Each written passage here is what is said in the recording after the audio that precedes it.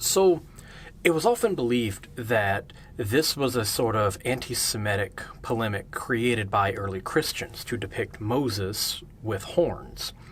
And you actually saw this pop up later in the 20th century in Nazi propaganda. They would actually draw these political cartoons that had Jews depicted with horns on their heads. But this wasn't actually something that was decided upon by Christians.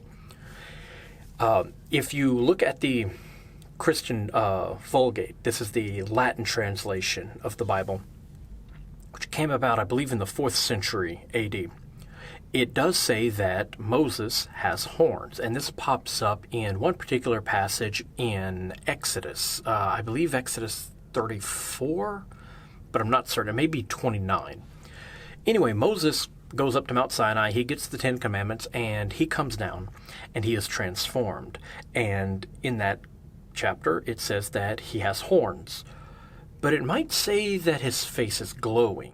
Depending on which translation you have, or which version of the Bible you're reading, it may say that Moses has horns or that his face is glowing.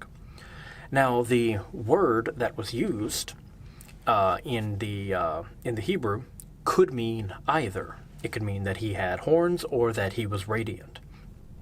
And so, when Jerome was translating the Hebrew Bible into Latin, he chose to use the word that meant horns. And so in the Latin, it became a Moses with horns. And so early Christians had adopted this idea.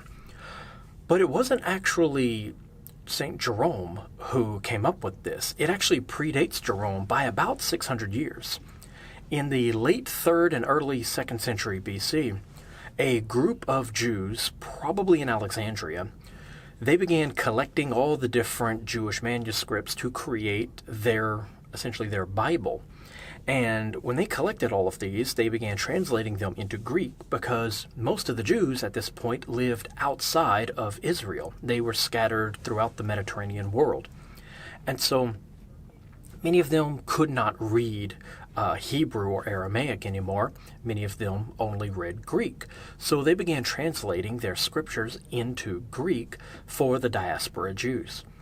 And when they did this, and they encountered the problem with translation, when they encountered this Hebrew word that said that Moses had either horns or a radiant face, they had to choose which Greek word to use because there wasn't a Greek word that they could put in its place that also meant both.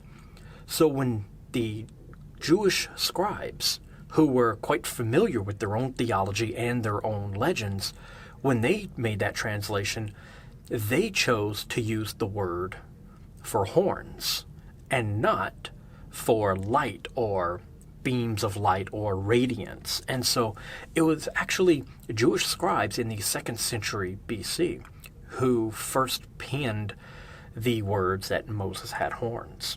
And that's where that idea comes from. Now, this may sound strange. Why would Moses talk to God and then come down the mountain with horns?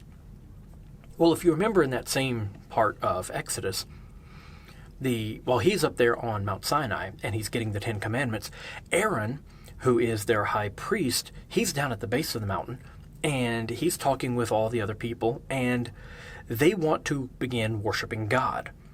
But they need something to focus on. And so they take all of the gold that they can scrounge up and they cast it into the fire.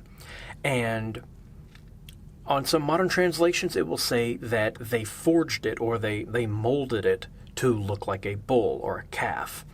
But that's not what our oldest texts say. Our oldest texts say that Yahweh, the Spirit of God, formed the molten gold into the shape of a bull.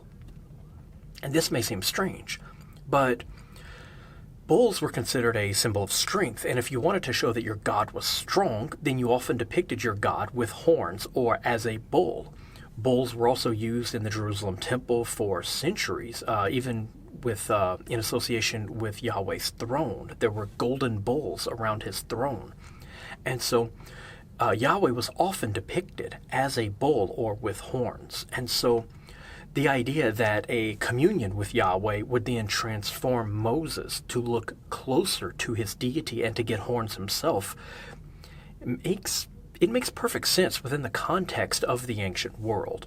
And so that's where the idea of Moses with horns comes from, and why when Renaissance sculptors would create these statues, why they chose to give Moses horns. It wasn't an anti-Semitic statement. It was just calling back to an older form of the scripture that is mostly lost to us today.